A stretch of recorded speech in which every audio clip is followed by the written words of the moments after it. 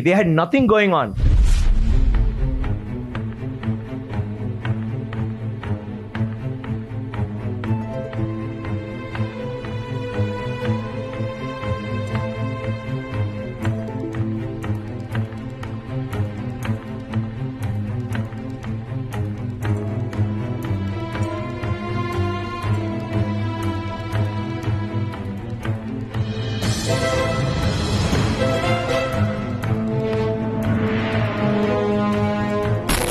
We all talk about the pyramids and how could they have possibly built it? How did they do it so many years ago?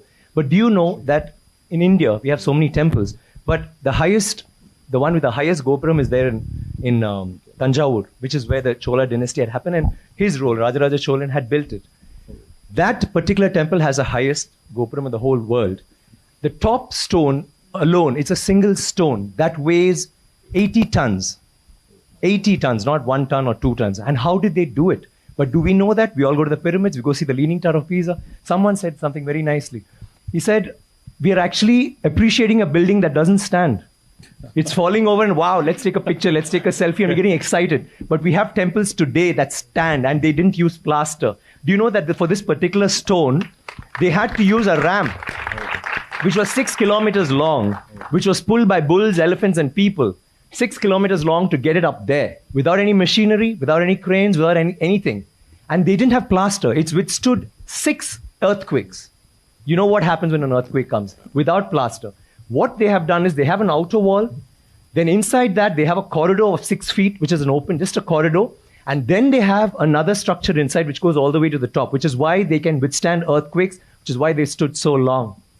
So these are all things that we need to know about. This particular king has built 5,000 dams in his time, and he's made a water management ministry in that time. He's had elections for the village leaders. He's asked them to name cities after women. Why should it only be men? Why can't it be named after a queen? And they've had hospitals, free hospitals, and he actually brought loans. I mean, he used to give loans. He used to help people get dignity, not just throw money around. So this is something that's so illustrious. And this happened in the 9th century. I'm sorry, I'm taking so much time. It happened in the 9th century when the rest of the world, you talk about superpowers today, the 9th century, all this happened when we had the biggest maritime naval thing in the world. And it went all the way to Bali, all the way to Malaysia, and went till we sent emissaries to China. And you know what was the superpower doing then? America hadn't been discovered by Columbus till 500 years later. So think about our culture, think about how advanced we were. We need to be proud of this. It's nothing to do with North India, South India, West India, East India. It is, we are Indians. And we need to feel proud about that. And England is so illustrious, but Englands were invaded by the Vikings, and the Europe was in the dark ages during the 9th century. They had nothing going on. So don't you think we should celebrate history? Absolutely, absolutely.